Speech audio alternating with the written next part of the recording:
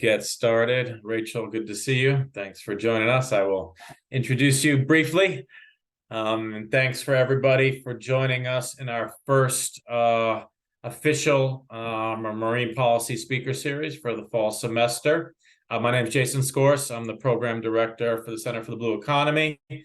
And again, please, for everybody, please feel free to share the links. We want as many people from the public and community and marine organizations to join these talks, in addition to the students. So before I introduce Rachel and the topic today, just a couple words here. We've been doing these kind of different types of acknowledgements before these speaker series, and we're going to change it up a little this year. And I'm just going to say kind of a little vision for what we think of for the blue economy, right? So, here at the Center for the Blue Economy, we wrestle with the definition of what the blue economy is.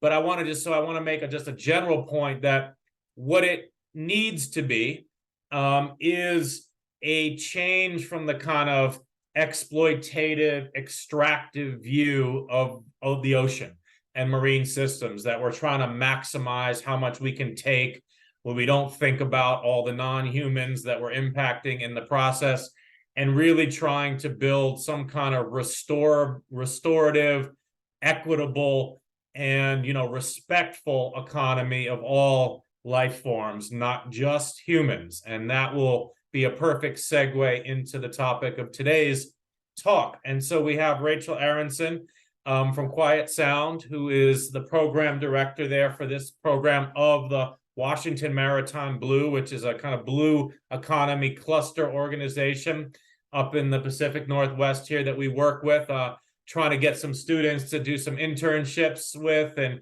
we'll get people in there over the course of the next year. And I really like this Puget Sound program because, again, what we like to try to highlight at the center is topics of marine policy that don't quite get the attention they deserve. So my critique of a lot of programs and focus is everything's just sustainable fisheries or whale conservation, and that's great at the macro. But let's dive a little deeper and look at things like acoustic impacts, which is what we're going to talk about today, and look about ports and shipping and energy and coastal development. Just look at a much broader suite of issues.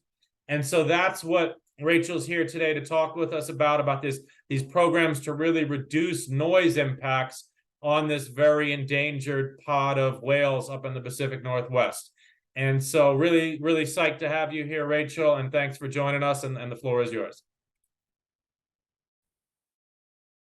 Jason, so thanks so much for the introduction.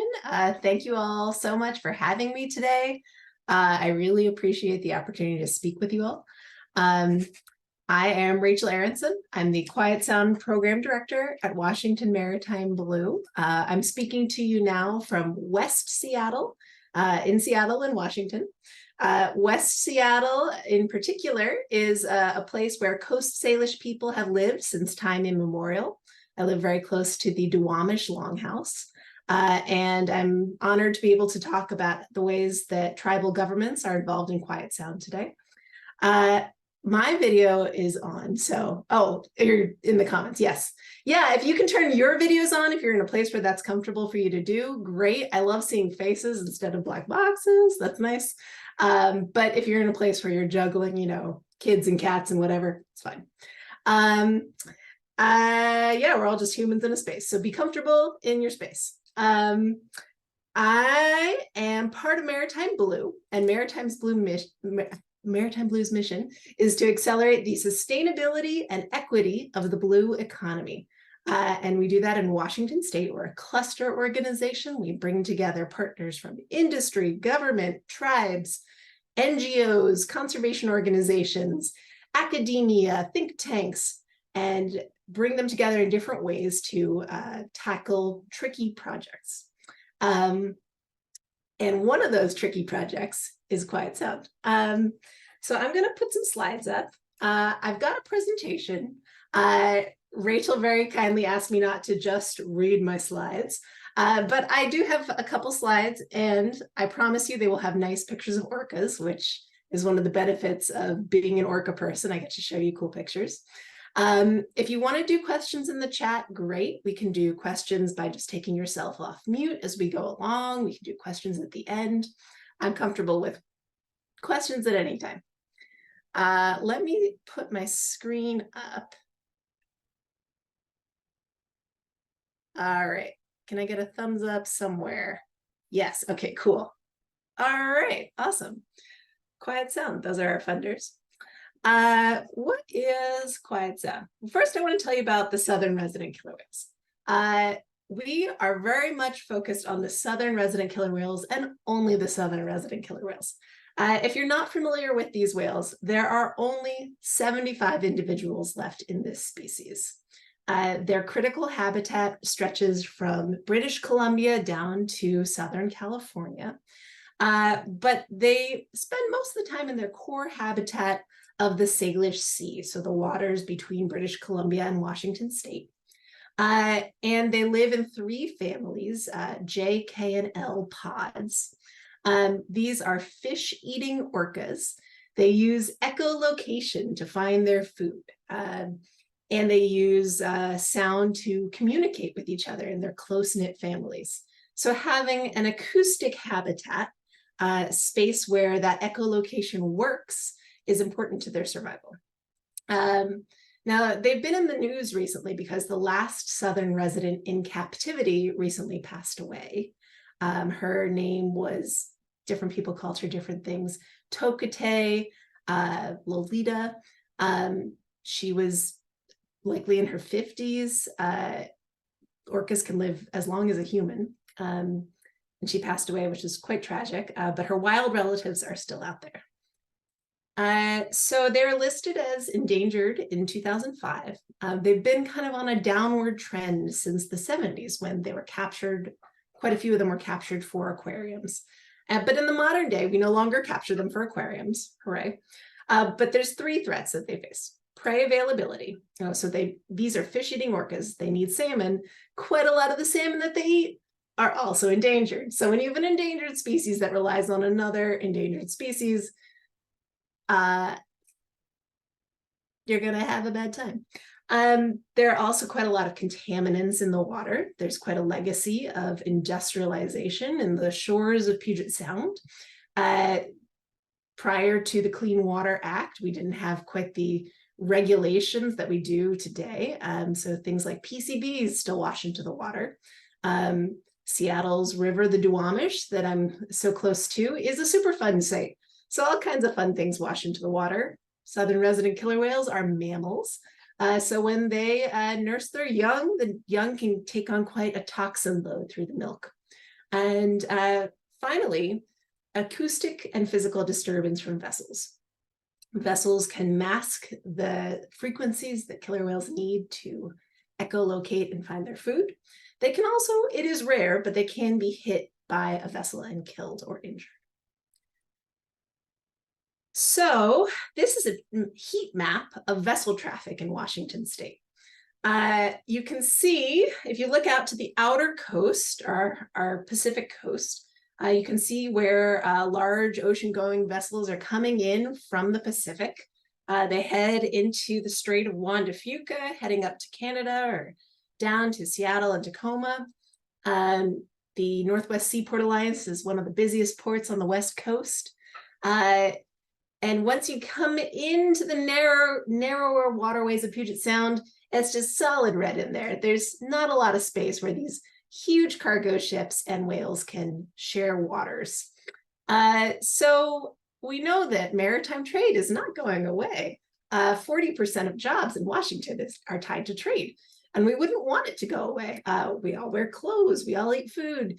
The imports and exports that these vessels provide are essential to the way everyone in this state lives their lives. But we can seek ways for these vessels and the blue economy of Washington to coexist and maybe thrive in partnership with the whales. So that's how Quiet Sound came to be. We are housed at Maritime Blue. So myself and the other 1.3 staff of Quiet Sound are Maritime Blue members. Our point 3 person is a graduate fellow who starts on Monday. I'm thrilled.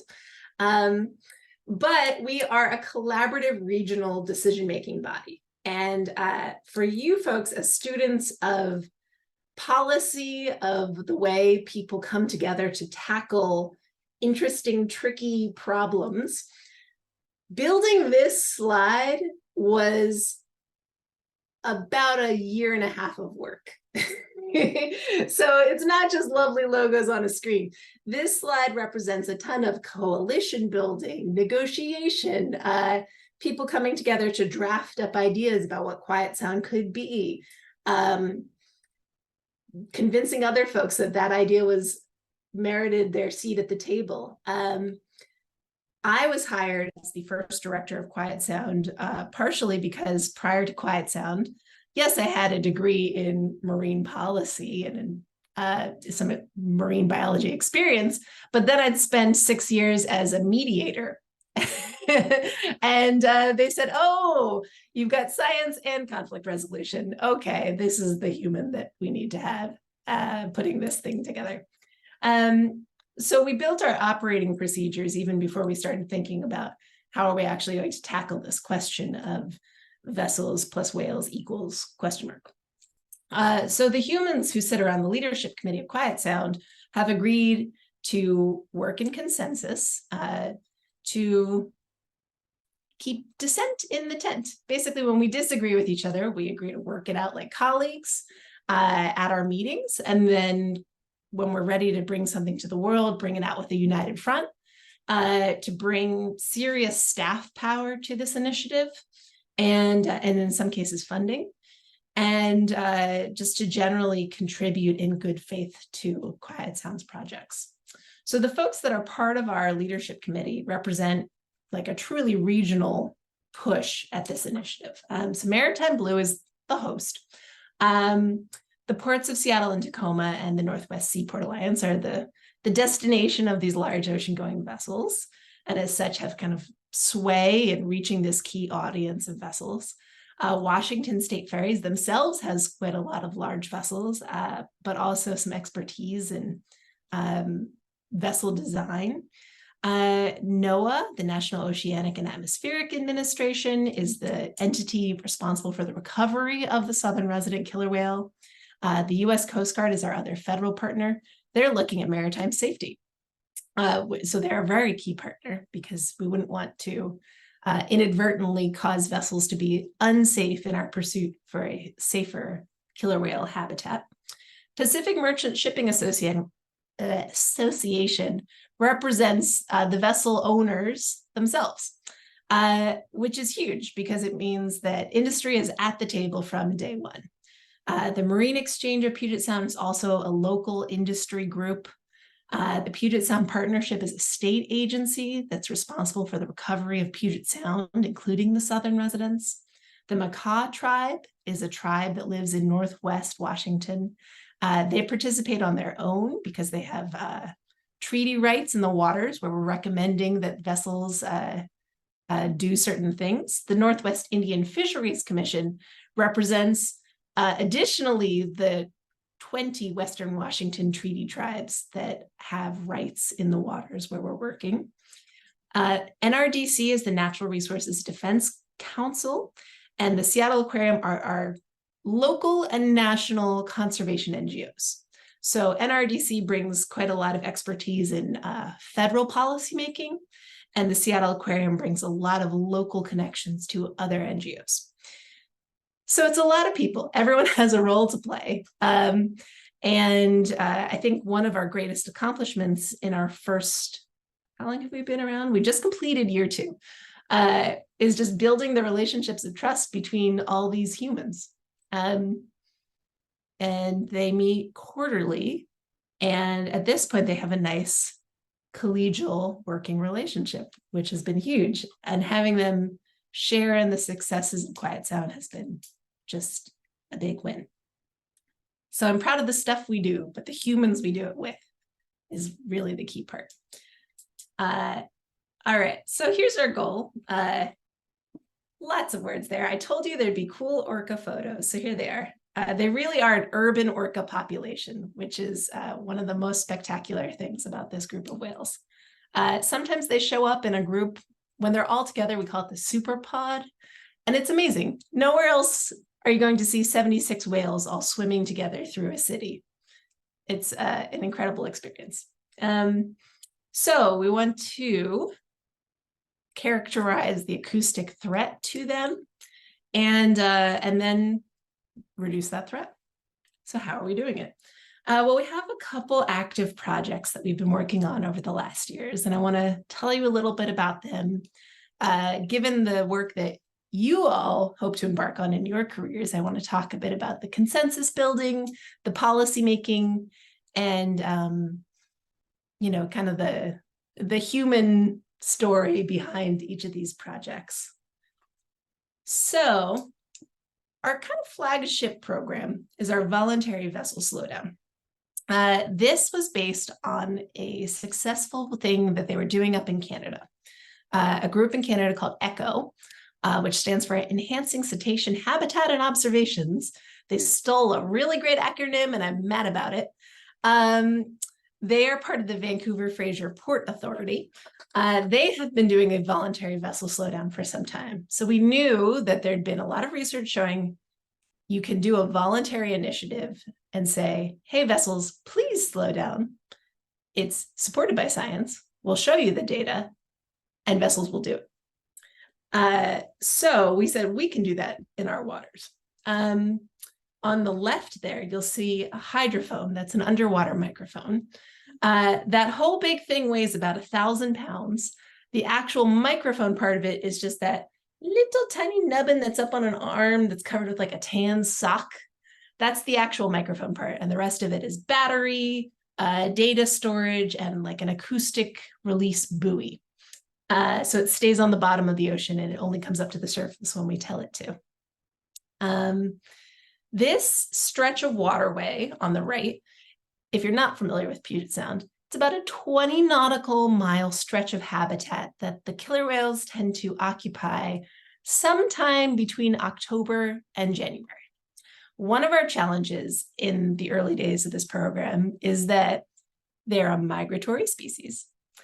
We want our programs and recommendations to be appropriately timed so that they're providing whales with the most benefit, but that we're asking a relatively targeted ask of the maritime industry. We can't just say, hey, slow down all the time forever, because whales could potentially be there. They want to know, hey, they're going to be there. We're backing it up with real observations, and we've done our research, and this is a seasonal initiative. So we parked this hydrophone just about halfway through this voluntary slowdown area. So we collected data through a slowdown period and a baseline period. I told you I would talk about the humans, and we spent quite a lot of time leading up to our first trial of the slowdown working with the humans. We worked with the Coast Guard to make sure that our recommendations were safe. We know that something like an oil spill in Puget Sound could be catastrophic. So we wanted to make sure that we weren't asking vessels to be unsafe. We worked with the Puget Sound pilots. These are piloted waterways, which means that every giant ocean-going vessel has a professional pilot step on board when they come into Puget Sound. So these would be our cheerleaders, basically the people who step on board and say, hello, this initiative is going on. Are you ready to do it? When they talk to the international crew of the ship. We worked with tribes very early on, knowing that they had both tribal fishing happening out on those waters and treaty rights in the waters, and also just a relationship with killer whales in these waters since time immemorial. A lot of expertise in their staff and in their elected officials. We convened work groups to advise us on where our maritime recommendations appropriate and doable, were they likely to lead to acoustic reductions, and were they likely to lead to a benefit for the whales. And finally, we had the Pacific Merchant Shippers Association and the Marine Exchange co-chair the work groups. So I often get the question, are you fighting against industry in some way? And I say, no, industry co-chaired the work groups that led to these recommendations. Zooming out of context, in other parts of the country, similar speed reductions are regulatory, not voluntary. I think it's clear that folks would like to see this continue to be a voluntary initiative. And I think there's a lot of strength in it being a voluntary initiative. Personally, when it's voluntary, I see good participation rates. I'd rather people participate and do it rather than have it be regulatory and then not do it. And I can't do anything with a fine. It's not like I can pay for a vet to go see an orca. So we like the voluntary approach. And we've measured that it works. So what we asked folks to do, we asked them to slow down to 14.5 knots or 11 knots, depending on the type of vessel.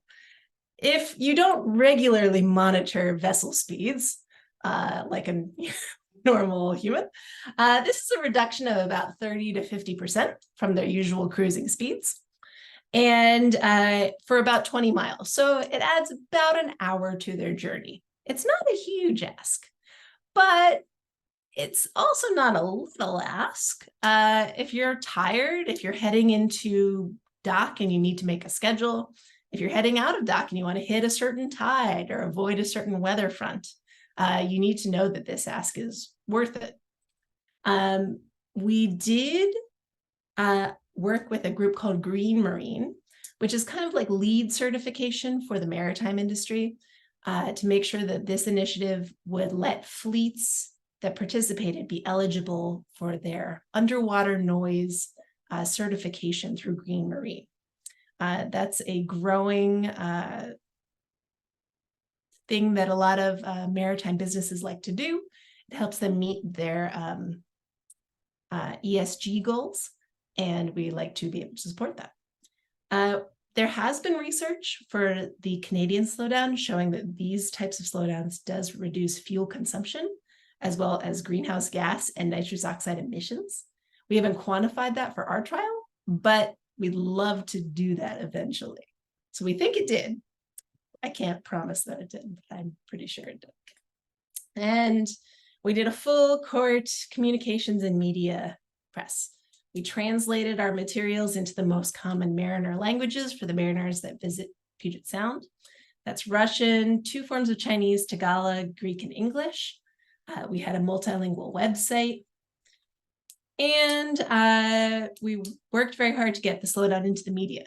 This is not just, yay, we were in the media, but because many of these shippers are multinational conglomerates, actually getting this out there helps people whose offices might be in all kinds of different places see that this initiative is truly of substance.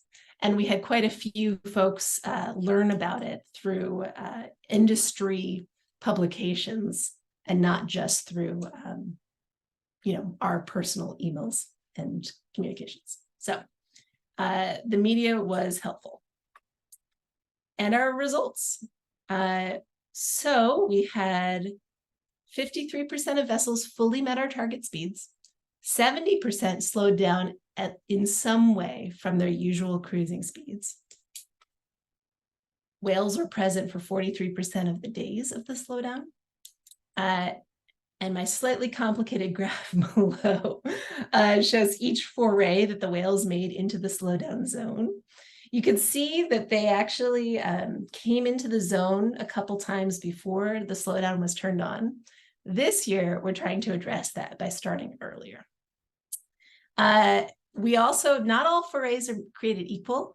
When all the families are together, that superpod initiative, that's really biologically meaningful for the whales because it's a way for them to communicate across the families, exchange genetic material across the families, and it's great for the species for it to be quiet during that time. So we were proud to have the slowdown turned on during the superpod events.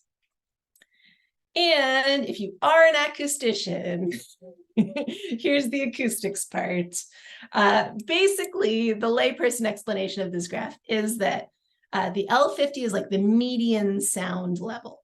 And we had a 2.8 decibel change in the median sound level from the baseline to the slowdown. 2.8 decibels doesn't sound like a lot, but sound is logarithmic. So that's a reduction of about 48% of underwater noise intensity, which is huge. That's great. And those results held true no matter which frequency band we looked at. And these are the frequencies that killer whales use for communication and echolocation. So we believe this was a biologically meaningful reduction in underwater noise, which is fantastic. All right, I'm going to put the sound noise things away. So we reduced underwater noise by about 45% with 70% participation. And this year, we want to get those participation rates up and see if we reduce noise even more for a longer period of time. So we're pretty excited about that. All right. I'm going to tell you all a little bit about the Whale Report Alert System and a couple of our other projects. I don't see any questions in the chat, but it's possible that no, okay, great, cool. So I'll just keep chatting at you about our work that we're doing.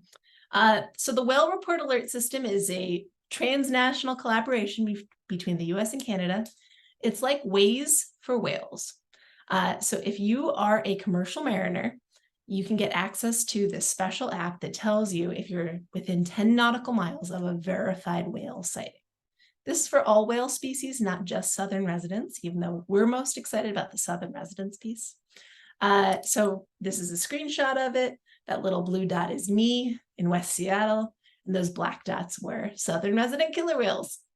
The nice thing about this, as an additional tool to our seasonal slowdown, is it tells the mariner, hey, not just quiet sound telling you that the season is on. There's really a whale. It's really right here. So please slow down right now.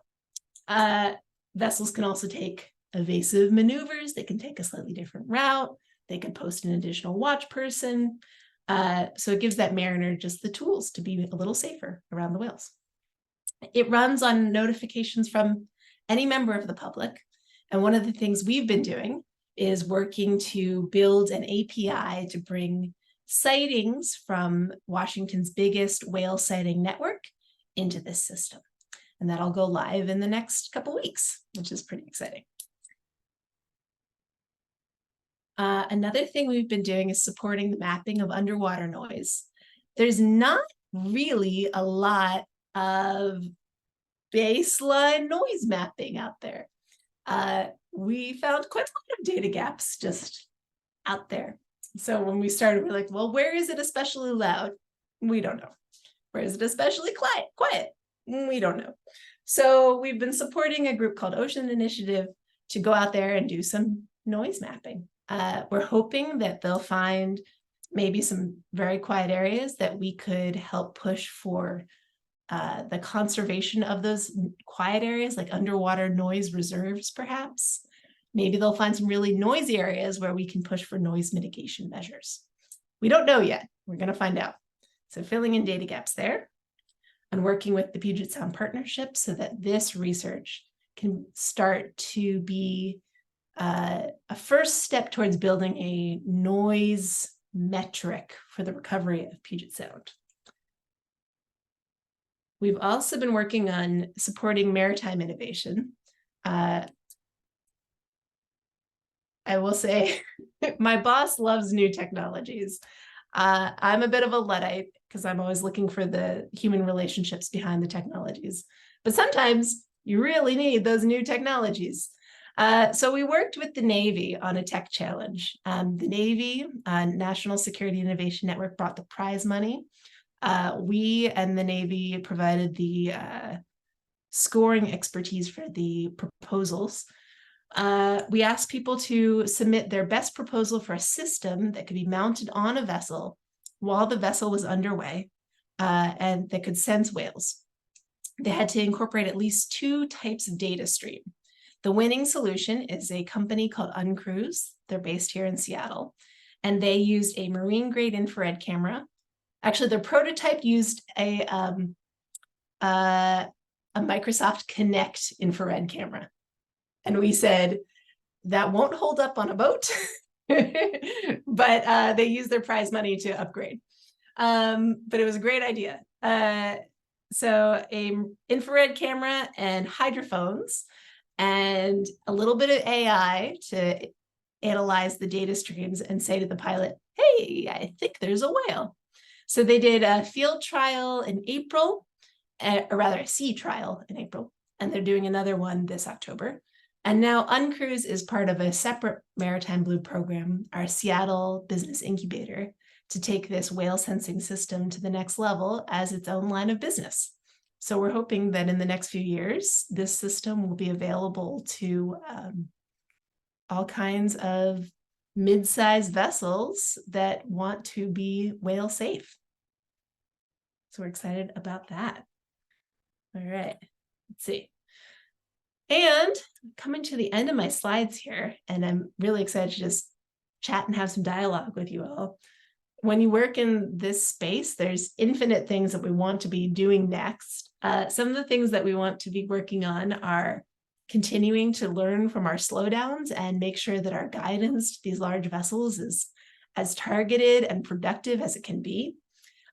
We want to be working with Port of Seattle and other partners to invest in underwater noise sensing capacity. So building out hydrophones and other bits of technology that tell us when whales are nearby, what are baseline noise levels sounding like, what vessels are especially noisy, what's out there and what can be added. And finally, working on other types of vessel class that are sort of within our portfolio, but that we just haven't had the capacity or the funding to address yet, like tugs and fast ferries, which is sort of our regional lingo for passenger-only ferries. There's always more to do. But we're optimistic. Last year was the first year, I think, since records have been kept, that new baby orcas were born and no adult orcas died. So it was a net gain for the population last year, which is a good milestone. We're optimistic. There's a cute little baby swimming next to its mama. And as you all head out into the blue economy world, you hear a lot out there about sustainable shipping, and often people just sort of take that to mean, oh, it's carbon neutral. That is a noble goal. But I want, if I can put one bug in your ear, it's that truly sustainable shipping accounts for its noise impacts, its vessel impacts to endangered species too. So that's my talk. I'll put the slides away and I would love to chat with you all. Awesome. Hey, thanks a lot, Rachel. The great stuff there. So comment and then a two-part question. So first, your point on the green shipping being not just carbon, green GHG, but also noise. We're in full alignment with that. And a lot of the work that we've been doing on trying to get money for these kind of clean cargo initiatives and all that is to get the development of lower emission ships at the same time with lower sound impacts, so that these things are developed jointly. And we're really pushing the federal government to make that a requirement of a lot of these RFPs and grants for a lot of this new IRA money and IIJA money. So maybe we can talk offline about that, because we're fully on that. The two-part question is, again, you said it's kind of 53 to 70% compliance, so whatever, 30 to 50 non-compliance. Do you have a profile of those vessels that are not complying, and they have a special, is it random across all different types, or is it certain sectors that are just not complying at all? Well, first, we call it not participation, not non-compliance. Okay. We're not a regulation. Right, fair. Yeah. So in year one, we had the setup to do qualitative data collection. And so we did after action interviews with shippers and pilots. Some of the reasons for not participating included things like needing to hit a certain tide, fatigue mitigation, AKA it's late and we'd all like to just get to shore, please. Schedule. you get to shore and it kicks off a whole chain of unloading and trains and trucks and all kinds of things. This year, we're working with the pilots to develop a after voyage survey. So we'll get a little more quantitative data on non-participation. But no, we didn't notice any trends across, say, a particular type of vessel was less participatory, or a particular, northbound versus southbound. It was just sort of due to the individual factors of a particular transit. Got it. All right. Well, the second part, real quick, and then we'll get the student questions. Is I tend to, I teach environmental economics, and I tend to, and then my bias here is be a little dubious of the voluntary, voluntary stuff, and that, in my experience, most of the time, corporate interests will not do the right thing unless there's a stick at the other end or a strong carrot. You're being paid to do it, and so I like having this prior challenged, and you're certainly challenging that. But I wonder if you could speak a little bit more about, this kind of trade-off between a regulatory and a participatory voluntary approach, and are you opposed to the regulatory? Is it because you're just trying to be really friendly with the industry now, and they clearly want to hear that? If you could just dive a little deeper into that distinction. Sure. Well, let's see. I think Quiet Sound is freed up to be an all carrot, no stick organization because we have federal partners at the table who are sitting there watching the success of the initiative. And if it wasn't working, I think they would feel much freer to step in with a regulatory tool, federal and state. So Quiet Sound would not be the regulatory, entity. I think you all know that, but sometimes I talk to folks who are less informed about who makes regulations. Having been a mediator for many years before I came to Quiet Sound, the thing I like most about this being a voluntary initiative, and some regulatory initiatives are set up this way, but most aren't, it's that the folks who are participating in it get to give us input that is meaningful and help shape it. And sometimes in regulatory space, you would call that regulatory capture, perhaps. But in voluntary land, it means that people feel like I had a part in doing this. All our Puget Sound pilots live here in Puget Sound, and they are also humans who live along the shores of the Salish Sea. And a lot of the people who live here really love the orcas. So there was recently a feature on Quiet Sound in the Seattle channel, TV channel, and they interviewed one of the Puget Sound pilots, and he talked about how he and his colleagues found it very meaningful to be able to do something for the whales. So I think actually quite a few folks just like whales. No one wakes up and says, I want to run over a whale today. Nobody wants that. So, there's just a lot of motivation to be part of the solution, I guess. Great. All right. Well, thanks a lot. Let's get students here. Jack, you're up, and then but people just use the raise hand, and we'll go in order. Yeah, so kind of going off of the opt-in, opt-out. So since there was a decrease, across more or less 70% decrease, do you think that it would make sense to purposely kind of shoot higher in some ways? Say that below the recommended amount of knots, because some people would just kind of meet it more in the middle. And do you think that would kind of, I can see both sides of it in the sense that it would cause some people to lower their level just because they would want to, but also do you think that could diminish the opt-in as well, though? Just kind of, what's your That's opinion? a really interesting concept. So what you're saying is set our speed targets lower so that the participants are even slower, thus offsetting the non-participants. Yeah, and even for like people who are non-participants or people who didn't meet the actual like lower goal, they would still feel compelled to like still go a little bit slower. Interesting. So our speed targets were set in coordination with the Canadian program.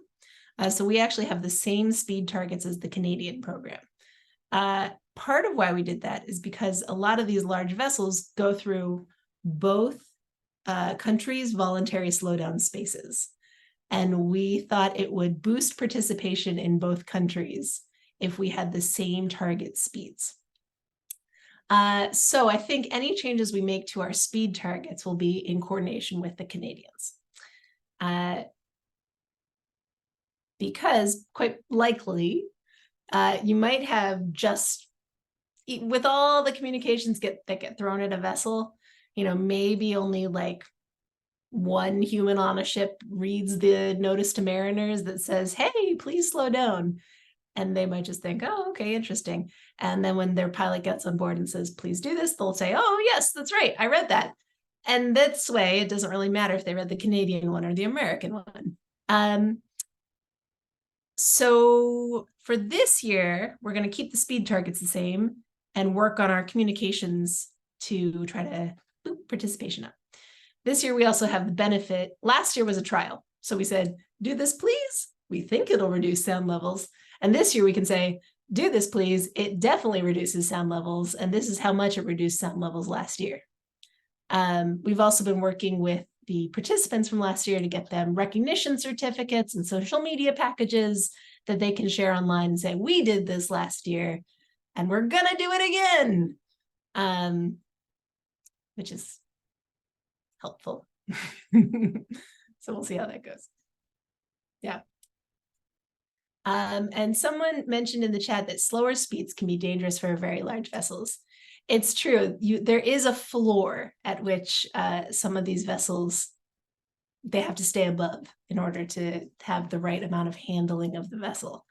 There's also, with like a cargo ship, you don't get to set your speed like you would in a car. You're setting an engine setting, which translates to a certain speed. And sometimes you don't know what speed it's going to translate to until you get to that engine setting. So we really rely on the pilots to use their expertise to get as low as possible, as safely as possible. All right, I see a hand up from Contamination Support Program. Surely that's not your legal name. If only. No, that is not my legal name. It's just a work Zoom, so I can't take it off, but timely for our questions today, I guess, that we had earlier in class. But my name is Kevin Heller. I'm an environmental policy management student, and my question for you, number one was, so I'm okay with this term, but I know that there's been a lot of pushback recently with using the term killer whale. So I'm wondering if you've gotten pushback about that. And number two is, I was wondering if you've had to address your American shipping audiences differently than your international audiences, because I would imagine that maybe there are nuances to both customs and cultures of ships coming in and out, and the types of ships, and even like speeds, if it's a certain system that they might use that's different from each other. So if the audiences, you've had to tailor towards that. So from the American versus the international. Oh yeah, both very fun questions. First, there's absolutely nothing wrong with killer whale. That is the official species name that NOAA uses is southern resident killer whale. And in fact, orca comes from their Latin name, Orcinus orca, which translates to like demon of the deep. So it's not really like a more warm and fuzzy name. Killer whale is just fine. I had to ask you a controversial question. I mean, it was just in the lineup. So thank you. No, it's great. It's a fun question. Yes. you can put that one on the front page of the Seattle Times. Rachel Aronson says killer whale in. The other question, international audience versus domestic audience, is a very interesting question. Anecdotally, this is just from our sort of debriefs with the pilots. Anecdotally, the pilots said that international vessels were more likely to participate than domestic vessels, which is interesting. But the pilots thought it was because the international vessels are so used to, they just get in the waterway. The pilot comes on board and says, I'm the expert and we're doing this. And the international vessel says, yep, you're the local expert and we're doing this. Whereas the domestic vessel might have more opinions about the waterway and the speed they'd like to go. We didn't back that up with our own analysis, but that was something that we heard. So that's sort of interesting. Domestic partners offer us more opportunities for building relationships just because they're here. So we've been working with them on recognizing their participation when they do participate and helping them celebrate their role and start to feel like they too can be leaders in this initiative. And when you say domestic, just to make sure, do you mean domestic as in just within the Pacific Northwest, the West Coast, or do you mean the entire United States? Oh, I'm thinking about Washington headquartered companies that send large vessels out from the Northwest Seaport Alliance. Okay. Okay. I was also thinking about like maybe ships coming in from other parts of the US that, because I would imagine the local ones know you and they have a better relationship with you because you are a local, because you're a local agency in the sense of local organization. But the ones that are maybe coming from other ports, like the Port of Los Angeles, which is like one of the busiest ports, if it's maybe a little different if they come up there. For example, Anchorage, we get a lot of shipments from Seattle, of course. So, there are a lot of ships that come back and forth between that too. So just kind of adding that in there. I'm not sure if there's a difference in that, but I figured I would ask. Yeah, I think it's the difference is more where's the crew from? So some of the ships coming like from LA Long Beach, I think most of the ships coming from LA Long Beach to the Northwest Seaport Alliance are international crewed ships. Whereas we have a lot of ships also going from like Seattle to Anchorage that are American crewed ships. And then we have a lot of ships coming in from Asia. Okay, thank you very much. Yeah. We're also noticing a trend here of fewer ships, but bigger ships, which I think is a West Coast wide trend, which could be beneficial for us. Fewer targets to reach. Maybe a good thing, possibly. We'll see. Yeah. Jack. Yeah, so kind of more question about the softer side stuff, but like as far as coalition building and stuff like that, to what do you kind of attribute the ability to kind of keep it all together? I know coalition building can sometimes be very difficult to manage, especially with all the competing interests and so on. So I just wonder if there's like, a few things that you kind of think contributed to the maintaining the coalition better than others. Mm-hmm. Yeah.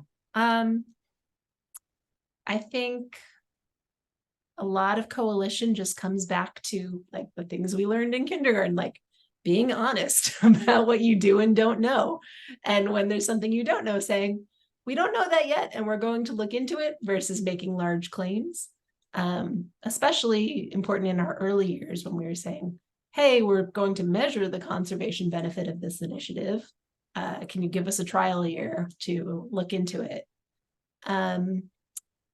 We've also, I think, helping people, in mediation, you talk about what's people's best alternative to a negotiated agreement, and understanding people's interests, giving them a space to be seen as a leader. Something that we try to do, and it seems so like small, but that slide I showed with all the media on it, I like to rotate through my leadership committee and say, hey, we need a quote for a media article. Do you want to be in this one? All right, now it's your turn to be in this one. How about you next? So we're not always going to the same humans to be seen as the public face of the initiative. And also showing up for other people when they ask us to kind of pay it back. When folks want us to come and present at their meetings, we always say yes. When people want a report to send up to their executives or elected officials or whoever's at the top of their organization, we always put it together. So just being a really trustworthy communications partner. The nuts and bolts of showing up every day and being a good human to do business with. Yeah. And yeah, sometimes also, we're a small organization, and when we started, the staff we had was just me. So, now we're 2.3, so we're mighty now. But I think also just being honest about what we had capacity for and what we didn't. As a small organization, sometimes, and as an NGO, sometimes it feels like you're building the plane as you're flying it. But being careful not to make bigger promises than we could deliver on has been just important. Yeah. Rachel, maybe I'll ask a final question unless anyone else has anything come to mind. I know the salmon, as you mentioned, the kind of lack of salmon, and obviously there's huge issues with all the dams and all that kind of stuff. And that's kind of the angle I've seen. I think there was actually supposed to be a closure on the salmon season this year, but they kind of fought that. So I know the lack of food is a big deal. Do you think, from talking to scientists, and you're obviously a scientist as well, that this effort might be able to compensate for some of the lower amount of salmon, in the sense that they can find them better and target them better? Or do you think this initiative alone will be insufficient if we don't get higher populations of salmon? Yeah, well, much as I jokingly like to credit their year of babies and no deaths to us, it's really all hands on deck for the southern resident killer whales. And for the salmon. I did some work in salmon recovery before I came to Quiet Sound. And in salmon recovery in Washington, people talk about the 4 H's, which are hatchery, harvest, habitat, and hydro. And you have to make changes in all those 4 H's for salmon to recover. I think that's true for salmon, and it's true for whales, that we have to be working on all those 3 major threat categories: vessels, toxins, and prey availability. So Quiet Sound doesn't exist in a vacuum. Washington State has a great office of, they have I think it's, so it's under the Recreation and Conservation Office. Technically, it's in the Governor's Salmon Recovery Office. They have an orca czar. And right now, that person is engaged in tallying the progress that Washington has made on the recommendations from the governor's task force in 2018. So there'll be a report out soon on what have we done so far and what is still to do. So more to come from Washington State. It doesn't end with Quiet Sound. Right. No, that's fair. That's fair. It's a big, complex problem, and I hope the orcas can rebound. Do you have any targets of like what would be a more healthy, stable population in mind? That's a good question. I think NOAA's recovery goal it's a little, I believe their recovery goal is not a number so much as like a 5% population growth for a period of a certain number of years. It's somewhat mathematical. So we'll see. I think we don't know for sure how many orcas were out there before the wild capture period. It was probably about 150 to 200. This was always probably a small population, but it was bigger than 75. So I think in the 90s, it got up to 90 something. If we started heading in that direction, I'd be very happy. Awesome. Yeah. All right. Any other final thoughts that anyone wants to bring up before we let Rachel go here? Just had a quick question about whales really quickly. So in Anchorage, we have the endangered beluga whale that swims into Cook Inlet, and it was designated in the early 2000s as a endangered species. And I was wondering, I don't know if the killer whale is listed under the Endangered Species Act. But I was looking online as during this discussion, I saw that Anchorage, for example, doesn't have a voluntary slowdown program from what I can read online under the different web pages for the municipality and whatnot. So let's say that someone wants to get something like that kicked off here in a local city such as our own, you know, what are maybe like three things that maybe to keep in mind as you're launching off on a project like that? Oh yeah, I think belugas are also echolocating whales. So it's possible that noise impacts are a threat to them and that slowing down would be a benefit to belugas. So I think you'd want to identify one, core habitat, and two, how that overlaps with vessel traffic lanes. And then three, who would be your humans that would need to have consensus in order to make a recommendation on this type of program. Awesome. Thank you. The Yeah. belugas, thank you. Nice. Happy to advise belugas anytime.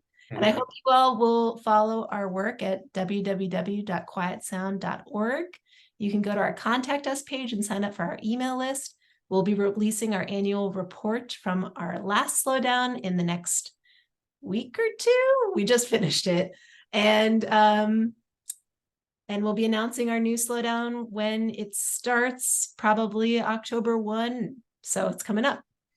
Nice. Thank you all so much for having me. Hey, well, good luck with that, Rachel. We look forward to seeing about more killer whale babies coming on board. All right, let's give Rachel a warm applause, virtually or otherwise.